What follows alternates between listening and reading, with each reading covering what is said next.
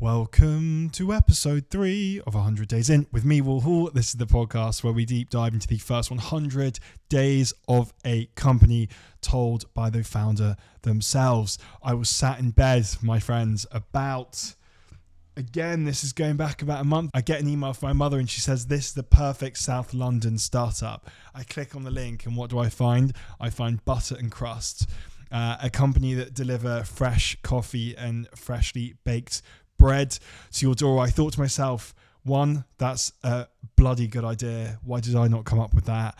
I can see that just taking off. And two, I have this podcast. I may as well reach out to them and try and get them on. I think it'd be a really insightful conversation. I reached out to a guy called Ollie. No, I didn't actually do that. I actually went through a previous guest, a guy called Freddie Garland, who founded Freddie's Flowers, and he kind of introduced me to Ollie. And so that's how we got acquainted. It was a very fun conversation. It was very natural. I think at some points I actually forgot we were recording.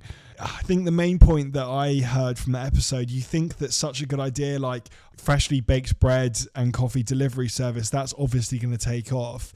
I think Ollie explained, to my surprise, that actually that wasn't the case. He spent hours and hours joining various Facebook groups, posting ads about his business to local individuals in the area.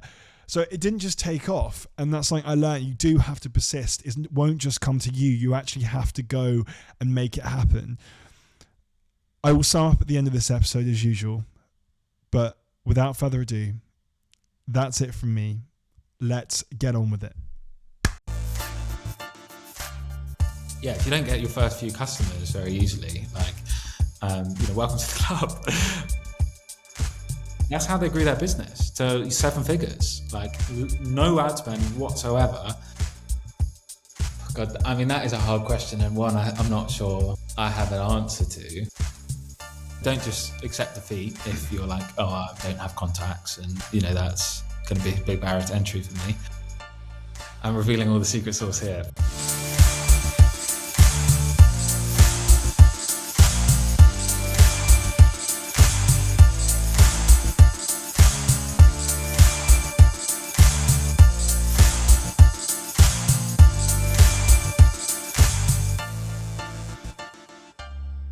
Thanks for joining me. It's great to have you on. Thank you for having me. No word of a lie. This is going to sound a bit. How's this going to sound? My mum sent me an email about I don't know, 3 months ago, and she obviously knows I do the podcast, this kind of thing. So she sends me occasionally businesses that she thinks would be a good fit, and often she's a good judge of character. I'm not joking, and this obviously sometimes is a bit theatric for the podcast and it all looks great, but genuinely she sent me email and she said this could be the ideal London startup, and it was Butter and Crust. I'm not even joking. Yes. That is awesome. We should get your mum a bundle to thank her for spreading the good word about our business. But that's really lovely to hear. I was speaking to her about it last night. I was saying, for you, what's the appeal, blah blah blah. I was trying to get a bit of intel. She was just saying she just loves the idea of waking up and fresh bread being delivered to your door, and you've got the mum of coffee, that kind of thing. So, yeah, clearly very appealing. Well, at the crux of it, it's like a devastatingly sort of simple idea. Just wouldn't it be nice if you could wake up to freshly baked bread and pastries on the weekend? Yeah, really the challenge for building Butter and Crust is just about the execution. But the idea is one. I'm sure I'm not the first person to have it, and we're definitely following, taking lead from lots of subscription businesses before us. It's a simple idea. It's one that lots of people connect with, and it's just hard to do well. And that's I guess that's going to be the test for us, really. I was thinking about this the other day. Thinking about the idea, I think I had this thought. It sounds obvious is the wrong word, but I was thinking, why don't I come up with that idea? It's so good. Freshly baked bread and coffee, ideal, and pastries, and even fresh milk in the morning. It sounds obvious now, but that's always the thing with good ideas. They sound obvious when you say them, but obviously they're not obvious if you don't know them. So I was wondering, how did you come across or think about the idea? Did someone give you inspiration? Did you come across an issue yourself? Yeah, I'd just love to know more. Yeah, I mean, so I definitely grew up in I grew up in a family, and probably when I was like six, well, obviously I grew up in a family, but when I was about 16, I think like quite a nice bakery opened up like at the bottom of our road. And after that, kind of we would go down on quite a regular basis just to like, pick up a loaf of bread. Occasionally we'd, go down maybe together and have a coffee or some pastries there. And it became quite a nice part of our routine as a family. It was something that sort of brought us a bit closer together, that we could kind of do either collectively or do for one another, just whatever, picking up a nice loaf of bread. And we all enjoyed having these nice products in our house. And it was something that we sort of, collectively enjoyed and almost bonded over. And I thought, I think for a very long time, that one, this was a really nice part of our routine. Two, I thought, that this was something that lots of other people will either currently enjoy or if not, perhaps would like to enjoy, but maybe they don't have a nice bakery at the bottom of their road, or maybe they're busy taking their kids swimming on Saturday morning and just don't have the time to make this part of their routine. And I thought as well about how bread was like this perfect like subscription product. And I guess I admired businesses. I was aware of businesses like Riverford and Freddie's Flowers and HelloFresh that were doing these like premium on your doorstep subscription plays. And I guess I really admired them. And my family for some time was subscribed to Freddie's Flowers. And I felt like, a nice loaf of bread was like the perfect subscription product, because if you like bread, if you eat sourdough, you probably eat it every week. As a product, it's something that only has a shelf life of like 5 days maybe. So it's something that you'll want to buy every week. It's not something you can just bulk buy in advance. I thought like, why, this is something that you kind of need to, if you're going to do it, you kind of need to do it on a regular, recurring basis. And that was an idea I just kind of hung on to for a while. And probably like you, I thought like, why has nobody done this before? How many people would love the idea of having like fresh bread and pastries, like at, the click of their finger, on their doorstep. But apart from, I guess, now our customers, I don't know anyone that gets like a good loaf of sourdough delivered to their door every week. And so, I guess the roots of the business was just, took shape in the routine that my family adopted, and how I was able to observe how it was something that, made us happy and brought us closer together as a family. And I thought, taking inspiration from businesses like Freddie's Flowers and Riverford, that this was something that, I could, follow a similar path to kind of bring to more families across London, in the hopes that, they'd like it too, really. When did the idea first get planted in your mind? And did you have it there for a while before acting on it? Yes, I definitely had it there for a very long time. So I don't know when I first got it, but I remember telling people about it at university in like first year, and saying how I had this idea for a business. I hadn't got a name yet, but I was like, I have this idea for a business, and it's basically, Freddie's Flowers, but for good bread. Basically, that was the idea. Hung on to it for a while, did that classic thing of kind of like founders having ideas that they don't kind of bother taking forward, or they just like kind of sit on it. They think other things are more important. I think lots of people have ideas that they want to pursue, but most instances people don't pursue them for whatever reason. And I was definitely in that camp. And then what changed was, I completed university, and then spent a couple of years actually in a grad scheme, and then lockdown hit. It was COVID, and suddenly all the pubs were shut, all the restaurants were shut. You weren't supposed to socialize with your friends. Everyone was working from home, and suddenly everyone kind of went into isolation and had all this free time on their hands. And then I had, a friend who said, "Hey, look, Ollie, like you've been telling everyone about this great idea of yours. You've suddenly got all of this free time on your hands because, whatever, we've gone into lockdown. Why don't you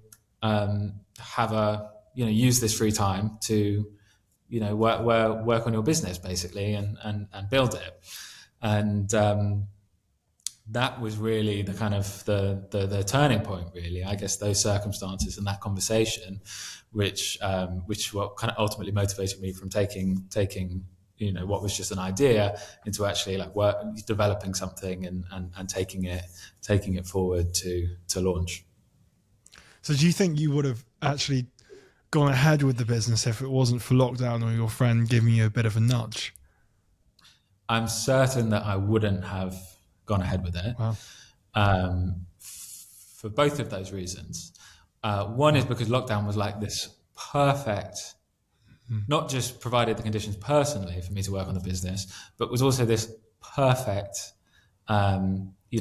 fertile soil for the business, right? Suddenly everyone was at home, everyone was bored, everyone wanted nice things, nice experiences they could have at home, especially on the weekend when they weren't working. People had these like additional savings because they weren't traveling to and from work every day. The bakeries were shut, like the cafes were shut. Suddenly we were the only player in the game. We had like this, we had this monopoly going on. And so, the conditions of lockdown was this like amazing, provided these amazing circumstances, both on an individual level as well as for the business to get started. And kind of that I was definitely kind of aware of that. Probably as I was having that conversation, I was like, yeah, like this really is the perfect time to get it started. And so had it not been for lockdown and for that conversation, I'm certain that I wouldn't have actually put in the hard graft to build and launch something. Yeah, perfect mix of ingredients really with it. So you have the hugely consequential change in everyone's living arrangements and their daily lives, which lend themselves to being at home more, and as you say, having a bit more spare cash and wanting to enjoy the weekends more rather than just going out, which they could have done before. And at the same time, and not that just activation energy. Go on. Yeah, you'll remember as well. It's like the stars completely aligned. I know you're based in Amsterdam, but in London, it was everyone went crazy for sourdough. Like everyone got into sourdough in lockdown. Everyone started baking it. You couldn't buy flour anywhere because like sourdough just had this moment in lockdown. And so, it was literally the stars had aligned for a business like ours. And, and that was one of the things that actually made launching the business probably easier than it certainly would have been to launch later. And we probably didn't realize how lucky we were because while we had this unbelievable set of circumstances when we launched the business, like we've had like the complete opposite, right? We've come out of like people having these like COVID lifestyles where they want, nice experiences at home to people going back to the office and ditching those habits. We've gone from people having these like, this kind of savings glut from people staying at home instead to now this kind of cost of living crisis where people are cutting back on all of their like discretionary spending and, premium subscriptions, probably like the first things that are going to go. And obviously you've also had the rampant food inflation caused by, the war in Ukraine that's hit food businesses really hard. And so, we had this, it was a real change of fortunes from having like the perfect set of conditions to actually moving into a really like tough environment for a business like ours that kind of followed COVID really. I'd be interested to know. So I wonder that moment where your friend gave you a bit of Yeah, a bit of a push, and as you said, like the perfect set of circumstances laid themselves bare. Do you think also a function of starting Butter and Crust was what you were doing at the time also in terms of your job? Or was it solely, this is such an amazing idea, it's so positive, I love my job, but I want to go for this? Or was it not really satisfied with what I'm doing, also I have this great idea? The two of those are the push and the pull factor together. Yeah, so work definitely came into it a lot, and I'll just explain. So what I was doing was before I started Butter and Crust, I was working in financial services at Revolut, and before that at the Bank of England. Now those jobs didn't, I would say those didn't really help or prepare me for what I was, would go on to do at Butter and Crust. Great jobs, but they weren't like particularly relevant to what I was going to go on to do. But what did help was I was sort of when I actually started Butter and Crust, I was kind of in between jobs. I'd basically kind of just accepted a job at Revolut and just handed in my notice at the Bank of England. And in that period, I was basically given like had a 3-month notice period, taken off the team because it was deemed, for sort of like sensitivity reasons. And so I had like a lot of free time I was taken away from my day-to-day job at the Bank of England basically, and had a bit more free time. And that definitely helped, that I, had this period where I was kind of between jobs and could kind of focus on other things. Having that time definitely helped. Though I do feel a little bit bad that by the time, I actually, the 3 months was done and I got to Revolut, I had like this side hustle on my hands that I was suddenly, had like grown into, we had like a few hundred customers at this point, and I felt a bit bad for the guys at Revolut that I didn't end up staying too long, and decided actually I wanted to focus on my startup, not too long into that process. So that was part of it, and there is definitely something to be said about like, I think it's actually quite common for people that work in industries like financial services or like consulting or whatever it is, that they decide, oh, actually I want to kind of do something completely different, and I want to do something with my hands, or I want to do something with what I eat, or whatever it is. And so there's probably something to be said about that, but it definitely wasn't like, oh, I learned these skills that I'm now able to apply in a new business. There wasn't too much of that going on. Was there a period where you were working and then had this side hustle at the weekend, and how was it juggling those two? And then did it ramp up? And then did you have to do evenings and mornings? And the reason I ask that is because there's always the concern, I think, about money, especially when people want to start something. It's a huge barrier, I think. So I like the idea of an example, maybe in your case, but an example where you can have a job and also at the same time start something and just see if it works. And there's no real risk in that because you're not leaving a job, you're not financially committing hugely. So you're sort of balancing the two. Is that what you did in any way? I'd love to hear more about that. That's definitely what I did. So I started Butter and Crust in November 2020, and then I worked full time until I think it was June or July of the next year. So like more than 6 months, I basically did Butter and Crust just as this side project around my a full time office job. The thinking was, I don't want to go full beans into a business that I haven't really validated. I'm not in a position kind of on a personal financial level that like I don't need an income or need a job. And so what I did sort of around the process of actually coming up, or not coming up with the idea, but sort of developing it, I'm going to make Butter and Crust. I'm going to design the business as purely like a weekend subscription. So, for our customers, they get deliveries on Saturday and Sunday mornings, and it's, all the stories about, have these great weekends at home with Butter and Crust and all of that. But part of the rationale for that was, okay, I need to build a business that can fit around my office job, and I can't go around town like, delivering sourdough or whatever to households during the week. And so I sort of, in that development process, I was like, okay, let's design a business that is actually feasible to operate around a full-time job and not, go with some other variation that would be incompatible. So I definitely thought long and hard about that and worked out how to do it. And then yeah, it was a lot of work. I can't sugarcoat it. I'd work an office job, and then in the evenings would develop the business, and on the weekend I'd get on my bike and go and deliver bread and pastries to the good people of Southeast London, really. Yeah, it was only once I was like, okay, right, we've got a couple hundred subscribers now. We're doing, I think it was about £5,000 a week in revenue, that I was like, okay, actually now I feel like I can leave the business and give up my day job and focus on this full time.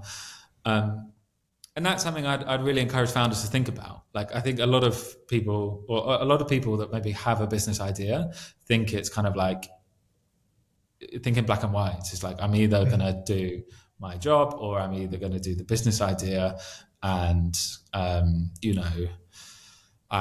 can only do one or the other. And I think it's becoming easier and easier and easier to have a business that maybe starts as a side hustle these days and just build things quickly and test them out.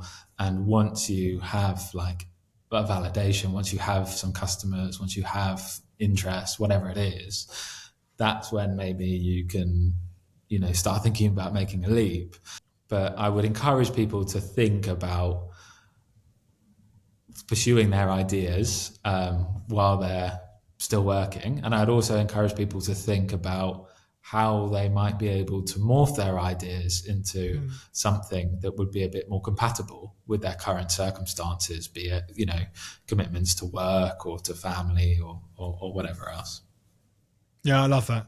It's like de-risking the process, isn't it? Where, as we just said, you're not going fully in. There's no big commitments you've made. Yes, there'll be more work, but guess what? You will want to do it because it's your passion, especially at the beginning. And if it feels like a bit of a slog working at the weekend. Go on, mate. Go on. It was so much fun. Like, the early days, getting up and, doing the early mornings on the bike, but also getting up to see who's emailed in and to see if we got any more sales, and even just to like play around in our spreadsheets or in our developing the website or whatever.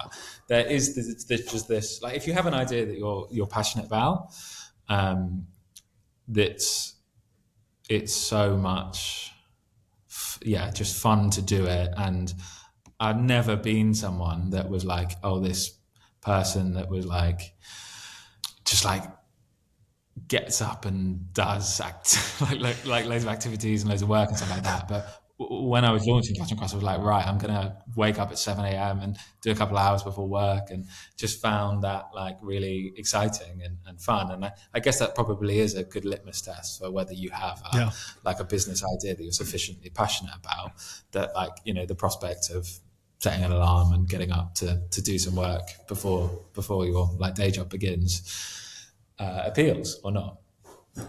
Sorry. And there's always that thing of there's always the perception that if you work more than you're going to be knackered.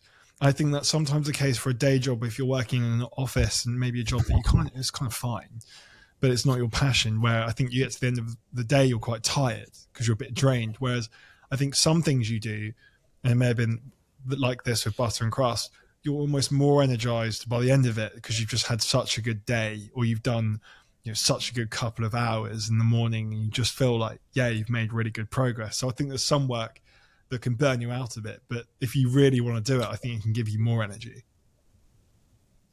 I think that's right. There's definitely a bit of both, where it can be something that gives you a spring in your step, though it can also be quite overwhelming to manage both. And so there's a bit of both, but for sure, I definitely think those early days when you're just getting started, like, it lifts you up much more than it kind of takes away from your ability to do other things. That was at least my experience. And you mentioned even loving going to Excel and looking at the spreadsheet. So, I suppose your previous jobs in some way did help you out. I guess so. Yeah. That's where I did my first VLOOKUP. So, yeah. You can make a good deck. That's actually an underrated skill. I think you can go quite far in life if you can make a good PowerPoint, I think that's, I think that's right. I think there are definitely more practical industries than like financial services, but making a good deck and negotiating your way through a spreadsheet, like it's one of the best places to be. There's when I first started working, so a similar background to you. So I work in finance, not a cliche at all, but I used to think for so long, I was like, well, these are fucking useless skills. I'm not using any of them for like what I want to do creative wise. But then actually you realize you do learn stuff like attention to detail you get a bit better at, and just structuring emails and some more boring things. But actually, if you can do them consistently well, even as a startup, can differentiate you. I think you're absolutely right. Yeah, I think there's a huge amount to be said about that. Yeah. $5,000 a week, 250 grand a year, or just over. Maths isn't great, but so I'm thinking like that sounds high end. You're in a job where you can now leave. I'm sure Revolut were upset to have lost you, but I think a lot of people were thinking, well, how do I even get to 5K a week? And I think something that you mentioned that I think is reassuring for a lot of people is this. You said fight for every customer. To get our first 20 customers, that's 20 customers, we joined hundreds of Facebook groups and followed tens of thousands of Instagram users in our service area. Too many entrepreneurs don't like to get their hands dirty and possess a if you build it, they will come mindset, which I believe rarely succeeds. This was definitely my experience and my learning. I think like when I first like very started, like day one of the launch, I was like, look, Butter and Crust is a great idea. You wouldn't want to get like bread and pastries delivered to their doorstep. Like this is total no brainer. Like I just post on Instagram and say like, yeah, we've launched now, and then we'll start seeing these kind of customers flood through, and they'd start telling their friends, and they'd start telling their friends, and we'll have a unicorn on our hands.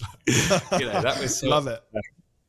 The sort of naivety. And one of the things I realized, I was like, as kind of customers came through, I was like, geez, like every one of these customers, I'm like, I know that person signed up because I I spoke to them via Instagram DM, or I posted in a Facebook group and that person commented underneath my post, and now that person signed up. Or, this person who signed up, he's used a discount code that I know that I posted in on this Instagram post or on this Facebook group post. And it was like, God, I'm actually, every single customer here is like, I'm winning myself. And it's only through my work or that of my co-founder that these customers are being acquired. And yeah, we got our hands dirty. So, kind of as I mentioned there, like the first thing, we had no budget for marketing when we started. So first thing we did was basically find on Instagram all the bakeries that were in our service area. And then you'd be able to see like, what are the accounts that follow these bakeries? And we were like, okay, well, these people are clearly in or around our service area and interested in baked goods. So we'd go through a list and like follow every single user that was like following a bakery or a cafe or a deli in our service area. And then maybe 10% of them or 5% of them would see like, oh, Butter and Crust has followed you, and then check out our page and maybe follow us back. And we spent hours and hours following tens of thousands of users, negotiating Instagram's like bot banning system. I was thinking about as many accounts as possible. And that was how we built our Instagram page to begin with. And then in parallel with that, we went onto Facebook, and the business started in Dulwich, and Herne Hill. And so we'd go on groups like, East Dulwich Mums or like Dulwich Buy and Sell or whatever it was. And just, and there's loads of these groups everywhere. And just go in and post like every few weeks being like, here's this business, we started it here, and have conversations with people in these groups. And we just like spent hours and hours and days and days and days and days just, speaking to people and trying to get the word out there, and, making sure we had customers through sheer perseverance and, force of time and will. And I'm really glad we did it. And that's how I think it kind of needs to be done. Particularly in the early days, is you need to just do these things that don't scale and win every customer through your own hard work until you start to understand like how to market the business and how you can like build some sort of funnel that you can pass on to other people, or you can put ad spend behind, or whatever it is. But for the first 6 months, I felt like every single customer that signed up was be like directly attributed to either me or my co-founder doing some sort of post in some sort of online community, be it our own Instagram or some Facebook group or some WhatsApp groups even. And this is something I think that founders, the successful founders do in so many dimensions, is cast the net incredibly widely, right? And so that's certainly what we did when we had quite a narrow idea of who our customer was, but we were prepared to like try and go after every single customer. And again, that's something like what people always say about people that are, well, I guess there are split opinions, but about people that are successful in raising funds is they just, through sheer like force, where if they're fundraising for their company, they just contact more people than the other founders that didn't raise as much money or weren't as successful. And it is just something that, if you don't get your first few customers very easily, like welcome to the club. Don't be dispirited by it. In most cases, you can kind of force a path through. It's so reassuring though, because I think there's always the temptation. I suppose even people could look at your brand now, and you do think almost, 100 customers easy. Like it's a great idea. And the offering is delicious. A lot of people can afford it, appreciate it. Obviously, it's still premium goods, but you would think that getting to 100 customers was far easier. But the fact that you had to be so proactive, I think, gives people a lot of reassurance that actually what they're doing and the fact they maybe only have 2 customers is fine. And a lot of brands go through that. Yeah, people do. And the other thing I would say, which is a kind of adjacent to this, is maybe some people starting businesses are just too polite. They're like, like they would see in us, maybe like, let's say, our business, let's say following the Instagram followers of other bakeries, like they'll say like, oh no, that's like a bit like, bit improper, or like, that's a bit, a bit unfair, or like, oh no, I don't want to post in whatever, Dulwich Buy and Sell because they say like no business promotions on like the group rules or whatever, and are often maybe just a bit too polite and timid about it. And I often think launching a business, especially in consumer, like doing direct to consumer stuff, like it's a knife fight. Like it's like like everyone's trying to nick your dinner. Like you've got to like you've got to do the things that other founders are doing, and you've got to be prepared to whatever like put yourself out there, slightly embarrass yourself by like posting in all these groups that like maybe your friends' mums can see you posting away, and like these groups. But you've got to do it, and you've got to yeah, you sometimes, I think you slightly need to bend the rules a little bit, whether when it comes to making things work, really. Yeah, I think that's hit home a bit, I must admit, because there's always a temptation where you do think the product is just good enough and it sort of sells itself and you can passively do it. But yeah, from what you're saying, and it makes complete sense, you just got to go out there and do the salesy bit almost. Yes, there is marketing content you're putting out, but you're going out and engaging with people and you're posting a lot and following lots of people that follow bakeries that are similar, that kind of thing. And then even when you do that, only maybe 5% actually engage back. But if you do that enough and enough over enough time, then you can scale up to 20 customers, which obviously doesn't sound huge, but that's such a good stepping stone. And then you obviously from there, it's, the percentage growth maybe stays quite similar. So you go from 20 to 40 a lot easier than from 0 to 20. So what was the primary way of reaching out to people? Was it through Instagram and Facebook? And practically, Yeah. I've just got images in my head. Were you just sitting around like all day, just like caning Instagram and Facebook and just getting the volume in and like working out who could be interested and just doing that consistently for a long time? The main channel was Instagram, and that was the most Yeah. time consuming one, because like there were just like tens of thousands of like accounts that we could follow, and you could go even further and send people a DM, when they follow you back or something, and really try and like win that sale. So a lot of time was spent on that, like growing the Instagram page and building an audience and acquiring customers through that channel. And then we had a huge amount of success, just joining Facebook groups that were local to our area and then posting about our business.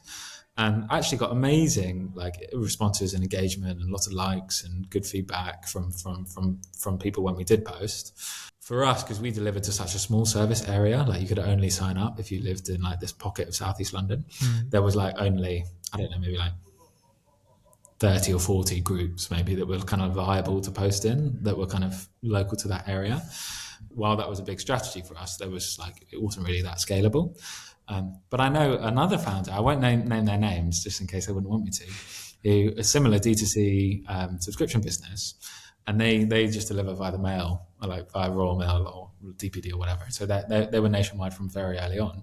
And they, like us, basically just joined all of these Facebook groups all over the country, tens of thousands of groups, and they would spend across multiple different Facebook accounts, and they would just spend like 4 hours every evening just going through these groups, posting about their business. And they'd be posting in like West Lincolnshire like chess society, and it'd be like, hey, like guys, sign up to my like D2C subscription business.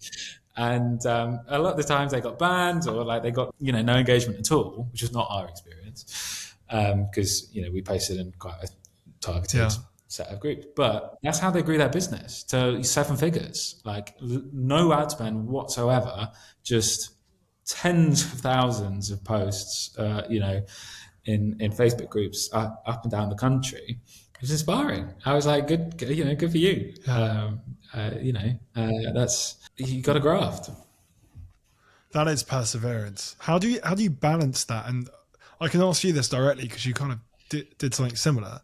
You said you're inspired, but how do you balance that between all your other responsibilities with the business, especially when you've just started it in the first 3 months, 100 days?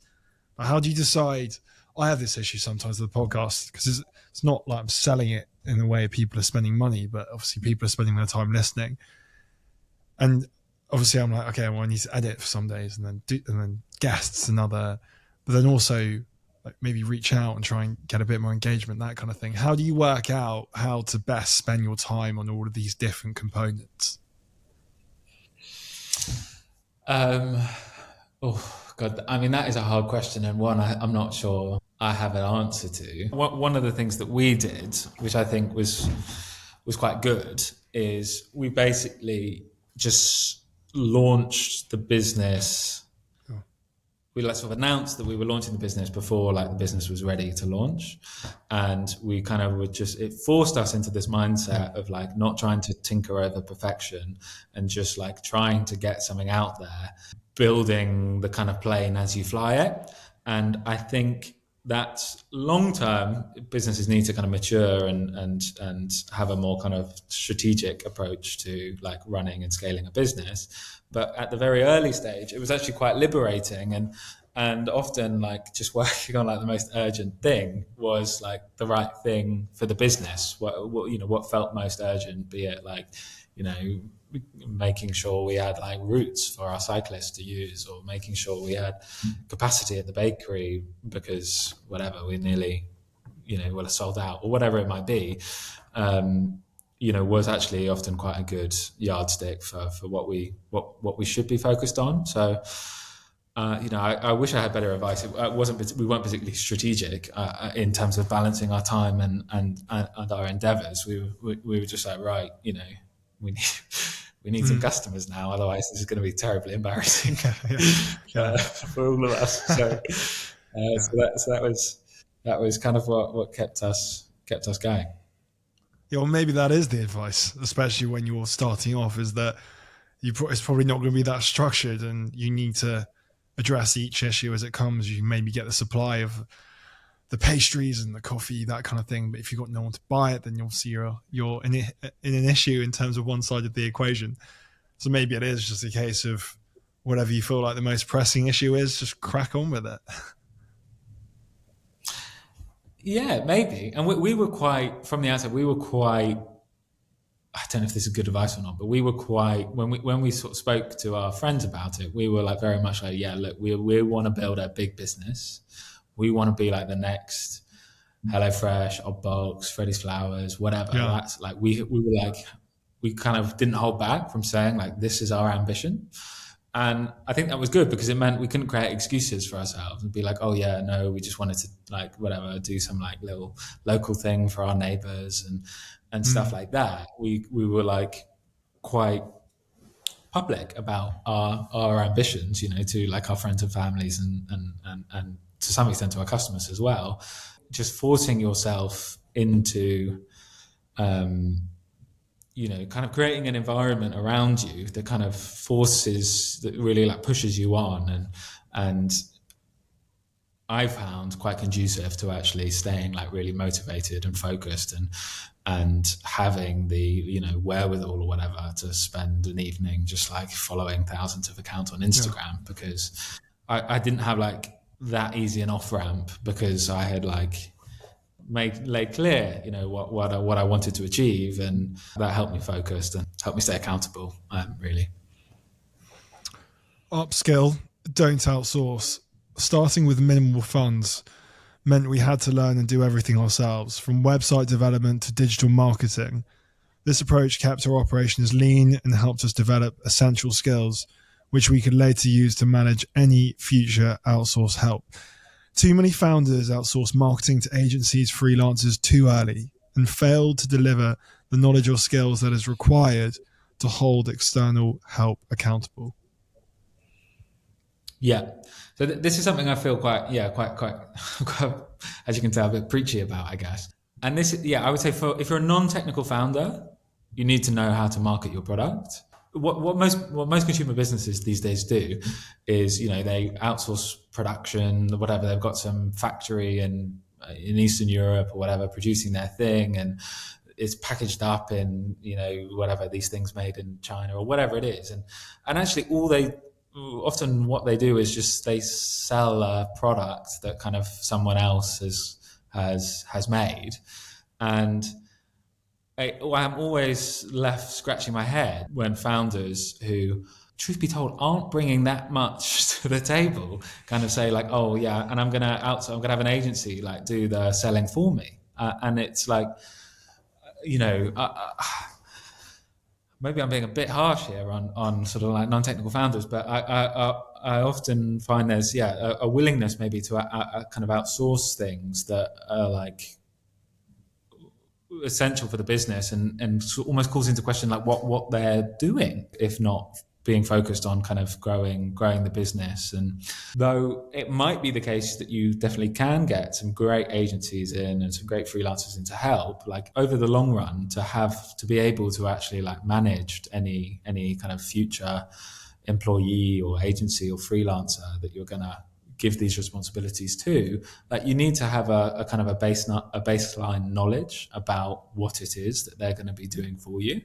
And I think it's kind of incumbent on especially non-technical founders to develop those skills to at least like a good baseline, so that they're able to actually, effectively kind of manage people down the line. Now, for us, we were forced into that situation because we were two 25-year-olds without any kind of capital to play with, to hire agencies or freelancers.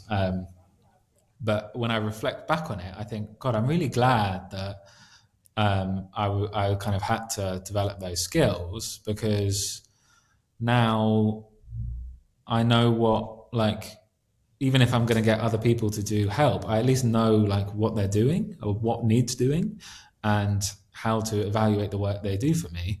And if I just, was whatever, founder starting with lots of money, I probably wouldn't have developed those skills and that knowledge that I need to be able to manage others, to hold others to account, and to ultimately grow a fairly lean business.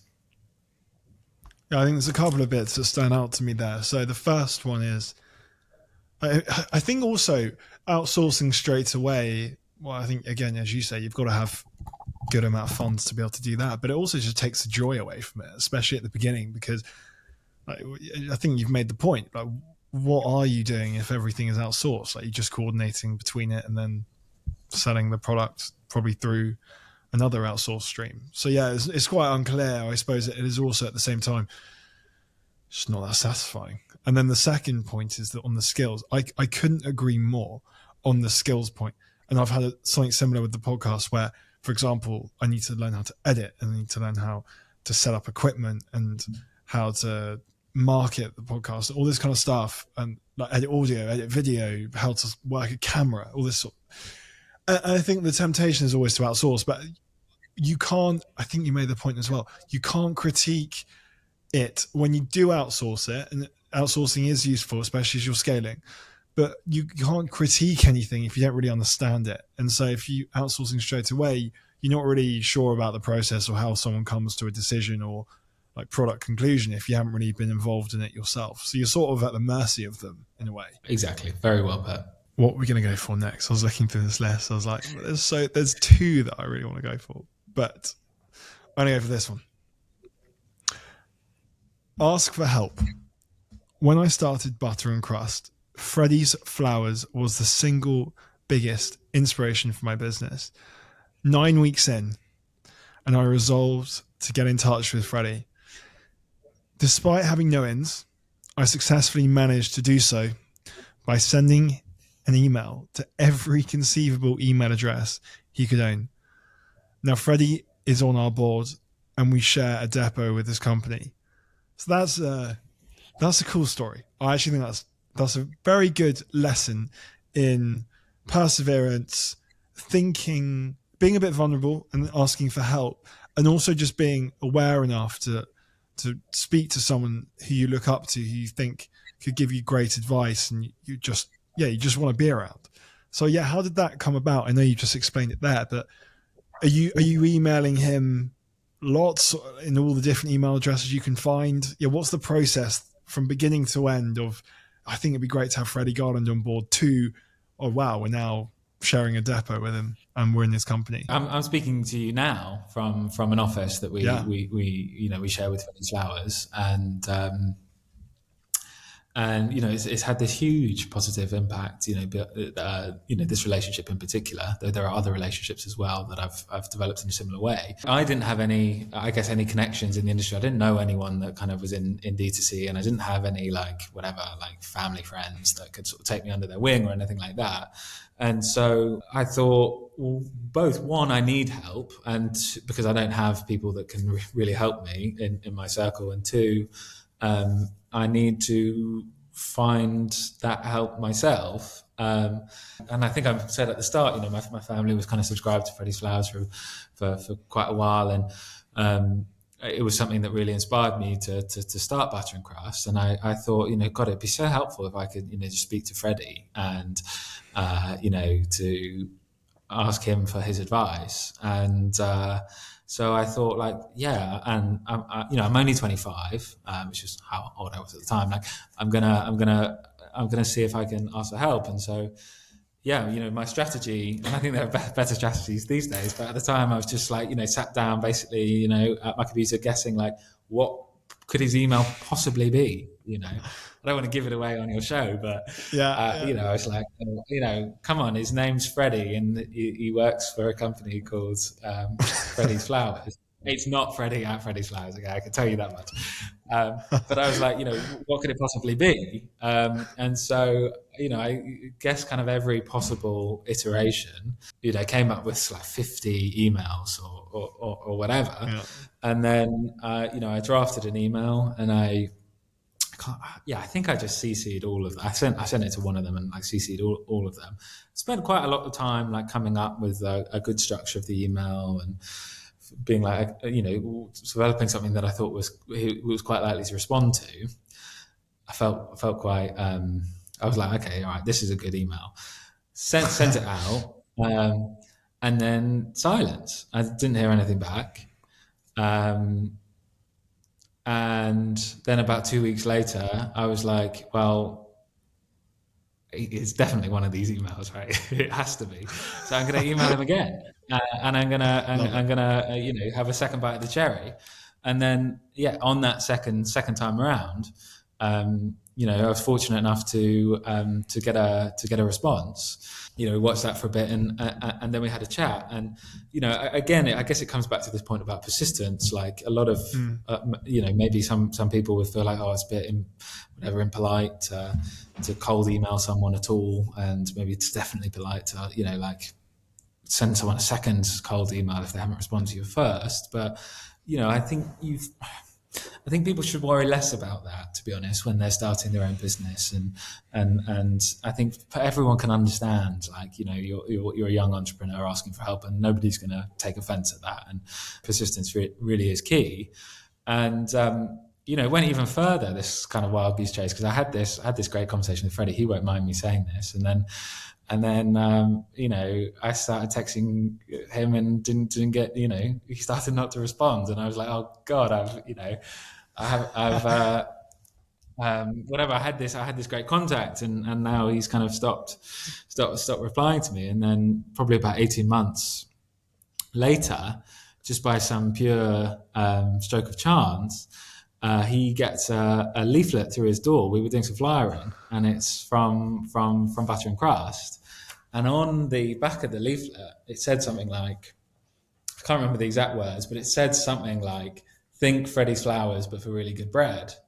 And then Freddie was saw that flyer, and then messaged me back and was like, "Oh, hey, sorry, I've been gone or whatever." Yeah. And then that reignited the conversation, and now he's an investor in the company. He's on our board, and now we share an office. One, I'd encourage people to ask for help, not be don't just accept defeat if you're like, oh, I don't have contacts, and that's that's going to be a big barrier to entry for me. The theme of this conversation is just be persistent and work hard to get the result that you want, because that's what you need to do constantly when you're running when you're starting a business. So there's a few things that hit me. One thing, I literally so connect with what you just said. Actually, partially because I think we've had a very similar fact pattern with Freddie. So Freddie's been on the podcast. He was on the last series, one of my favorite episodes I've ever had. But like you, I also emailed him. I think I emailed him a few times and didn't get a reply, but I eventually got one. But one thing I would imagine you would agree, but people aren't, when you email people asking for help, or they're not looking at your email and just saying, oh, I'm not going to reply to that. Like, it's almost all of the time, it's just they're so busy that maybe they see it, but they don't really engage with it. And so you have to be persistent. It's quite rare you email someone once and you just get immediate engagement. So it's not it's not them being rude or thinking they've rejected you. Almost always, it's not the case. It's just they haven't seen it. They're just so busy. So if you're there, honestly, I've had instances where I've emailed someone about 9 times before they've engaged. I think, good for you. Yes, it's a bit. You do have a thing of like maybe it's rude, but you also, and I'm whittling on, but it's that asymmetric risk, isn't it? And the example you've given with Freddie is so true. Where yes, there's like a small bit of embarrassment that maybe he hasn't replied, and you're just again and again trying it. So, you're putting yourself, below him slightly there. But then that's the downside, which is kind of small. It's not really anything. It's just an ego thing. And then the upside is, if he does say yes, then the benefits are massive, because look at where you are now with your relationship with him and how he's helped you out as a brand. So those little asymmetric risks where the downside is a bit of an ego hit and the upside is massive, I think can apply to so many different situations, but certainly the one with Freddie's Flowers for sure. Big time. And I'm sure he's done the same as well. Like every business owner that you're like thinking about sending a cold email to has probably sent 1,000 times more cold emails than you've sent. And as so to have no shame about doing that. I think the have no shame has been a good theme throughout. I had an example. This is very extreme, by the way, but it was off another podcast, a guy called Harry Stebbings, who does a VC podcast. I've emailed him a couple of times. Yeah, have you heard of him? Yeah. Yeah, he's very good. He's very passionate about venture capital. But he wanted an LP, so limited partner is someone with a lot of money that can invest in your fund. And he once emailed an LP and they replied, but then when he followed up, they didn't reply. And he sent an email every day, every Monday for a year. But it wasn't like, following up. Like he put something funny in each time, like, I bet you're getting sick of these now, or like, this can't be as bad as having to speak to your wife after coming home after a few beers, and all that sort of stuff. And he made it funny. And after a year, they actually replied saying, sorry, been slammed, let's engage, after sending 52 emails every Monday. So there are examples, and I think, you should just be a bit shameless and put yourself out there, because what's the downside? There's not really a downside. I agree. And I mean, this is something that I'll try and make this short, but when it came to fundraising as well, again, this is something that a lot of, I think, founders have anxiety about, especially those that don't come from whatever, like wealthy families, that for whom it's maybe easier to raise some money through like friends and family and family friends, right? To kind of pushing the envelope here a little bit. One of the things I did was like, right, I don't know who to ask for money. I don't have that many in, so I'm like, I'm going to send some cold emails out to people. And so what I did, kind of on two fronts. One is I signed up for one of these like B2B sales platforms where you can like access people's emails so that you can send them a cold email. And I basically went into it's called Apollo.io is the one I used. Went into the filters. I was like, right, I'm going to find everyone that is an executive at a food and beverage company in London. Exported their emails, few thousand people, maybe like 5,000 people on it. Or maybe it wasn't executive, but like, I don't know, some sort of rung upwards in food and beverage or consumer in London. And then, scraped their emails and emailed every single one of them. And using just like an automated outbound cold emailing tool. And I was like, right, I'm just going to cast the net really, really widely. And you'd be amazed. It took me half a day to set it up, to get those emails and feed them into a cold email outbound thing. We made hundreds of thousands of pounds from people, coming back being like, oh yeah, go on then, send me the deck.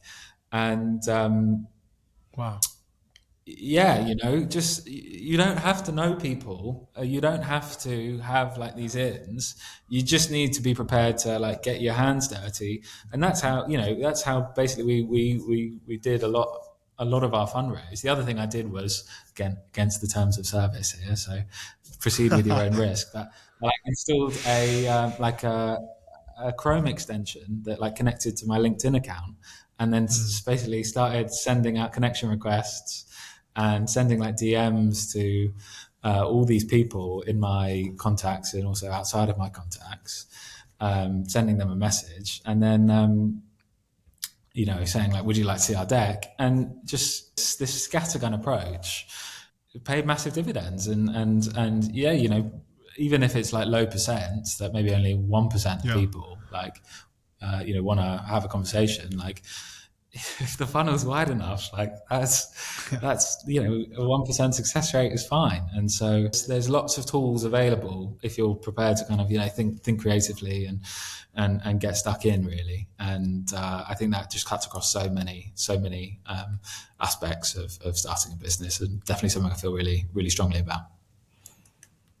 I'm inspired by the Apollo story. I think that is. I was so captivated when you were saying that. Like almost, it's like, what comes next? Like, this is a great story. I want to hear more.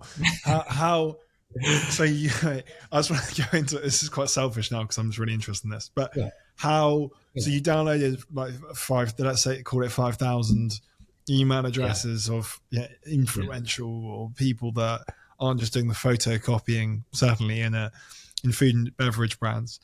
But so you send the email out. I've got two questions. One is, how do you structure the email so that it is, so that it is relevant for everyone, but also personal, so it isn't so generic where they go, it's like on to everyone. Great question. And then the second question is, I'm a bit like one of those reporters at like a COVID press conference when they ask about 10 questions at once. But the second question is, how many people actually replied from 5,000? Okay, I've got some good answers for this. So first one is you use your B2B tool. I used Apollo. You basically download or scrape from the tool, like their email, their first name, their job position, their company, their LinkedIn profile maybe. And then you'd have this, this spreadsheet with all of the people that you wanted to target. And then you would, what I'd do is I'd use a cold emailing outbound tool and the one I use called Instantly.ai. And then you can kind of feed in your list, and then you can build an email template that is going to dynamically populate. So it'll be like, hey, first name here. And it would read something like, hey, I'm Ollie, or like, hey, first name, I'm Ollie, the founder of butterandcrust.com. Our customers wake up to freshly baked bread and pastries on their doorstep each weekend. We've just opened our seed round and have received investment from Freddie Garland, which is true. I really admire what you've built at your company here. Could I possibly send you the deck? And so, I guess one, keep the opening email really short, which is what I did. Really, really short. And then you can use these tools to kind of personalize the copy of the email so that it's specific to the person that you're sending it to. But you don't have to go over the top. I think people often maybe make the mistake of like really researching their targets and then trying to like weave in like some like, as a fellow alumni of like this university, I wanted to connect. It's like just keep it short and like just they know what you're doing. Some random person they've never heard of. It's not like you some acquaintance like so just keep it short and obviously don't make it look like it could have been sent from you, even if like someone discerning quite skeptical. No, I could not believe this. How many people replied? Really? It was something like 17% of people replied. And to think, I'm sending this to like very like 17, really senior people who I have no into, and it was really, really high, the response rates. And I think that was a function of one, the email was good, and two, we took steps to make sure that the email landed in people's inbox and didn't land in people's junk. So there's some tools you can use that are called warm up your inbox, where basically they'll kind of like you create an email address or a number of email addresses that you're going to send your outbound from, and then you'll use a service that will basically send and receive emails to and from your account for a period of a few weeks before you start doing your cold outbound. And in that process, your inbox is like getting some history of sending emails and receiving responses, and is kind of tricking the guys at Gmail or wherever, that you're like a legitimate sender that people are interested in, responding to. And so you're, instead of like landing in like their like junk, or possibly in like their like promotions or whatever tab in their email client, is landing, in their inbox, possibly being starred as important. I'm revealing all the secret sauce here. Don't be too polite, and don't worry about embarrassing yourself or annoying other people. Like, get yourself out there and have a proper crack. There's always that theory of mind thing where you think it's embarrassing, but actually it's like no one else cares. It's only you that finds it a bit embarrassing. Like the rest of the world can care less. So you just got to crack on. I remember watching a really like quite inspirational video about it, and it was like this content creator talking about Cringe Mountain, and it was like every content creator like has to go over Cringe Mountain before they like come out the other end, and suddenly their content is interesting and people like it and respond well to it. And as you're climbing Cringe Mountain, you're always going to kind of feel the weight of like people kind of pointing at you, being like, oh, like they're embarrassing themselves. But that will only happen. The only people that will do that are the people that haven't climbed Cringe Mountain yet. And everyone that's got over Cringe Mountain has actually put themselves out there and, taken a chance on something. They'll respect what you're doing, and they'll know what you're doing, and they'll appreciate you on the journey. And so just don't worry too much about the people that haven't climbed Cringe Mountain yet, what they think about you, and just do, just do it, and feel confident that no one that's gone through that is gonna have anything but respect for you for giving something a go. But you can almost turn that on its head and say, actually, a leading indicator of that you're doing the right thing is actually a few people taking the piss, because that shows you're going on the journey you should be. So maybe it's a good thing. It's a good indicator. I agree. It makes me feel better about the hate comments we get on our Instagram ads. I'll take that view. Well, there's always that. There's always that thing though. Like, as long as they have an opinion, then that's fine, because they're probably telling other people that I fucking hate this, and they're like, what? Like, what are we talking about? And then they research like, oh, I don't hate it. So maybe they're also important, the haters, as much as the people that love it. Who knows? Free engagement. Yeah. Well, yeah. The worst thing in marketing is having no opinion. So if you can get a lot of people to love you, but there's a few people that don't, I think they equally is beneficial in different ways. I was also wondering, so you had 17% reply. We're going back to this Apollo thing again. I'm slightly obsessed with it. 17% reply. And then, so that's loads of emails. I don't know how you quite went through so many, but then how did any of them, you said some of them led to investment. So was it like 17% of 5,000? So what's that, like 700 odd? And then from that 3 invested, or what were the numbers scaling down to all the way to investment? Yeah, so I think in the end, because we actually closed the round, like, we got to our target figure basically, and so didn't end up messaging everyone. I didn't send all the emails out at once because I wanted to be able to do it in a sustainable way that I could reply to people quickly and stuff like that. So I think in the end we only sent out maybe 3,000 emails maybe. I think got a 17% reply rate, of which maybe half of the people were saying, no, I'm not interested. And maybe half the people, whatever, let's call it 8% of people said like, oh yeah, let me see the deck. And then, of the people that whatever got back expressing some interest, maybe 1 or 2%, maybe wanted to, probably closer to 1%, kind of wanted to have a conversation. But look, that's about 30 people. And then, of those people, maybe I had a conversation. I actually got round to having a conversation with, 20 of them, and then maybe 5 or 6 of them invested. And that was of the cold emails to total strangers, and that was a couple $100,000 we got from that very early on. And then what was just probably raised about the same amount from this like just LinkedIn Chrome extension, where I think I had a much higher success rate on that actually. where I basically sent a message to every single person I was connected to, being like, hey, like, could you be interested, or could any of your friends be interested? And it was unbelievable, the people that came out of the woodwork.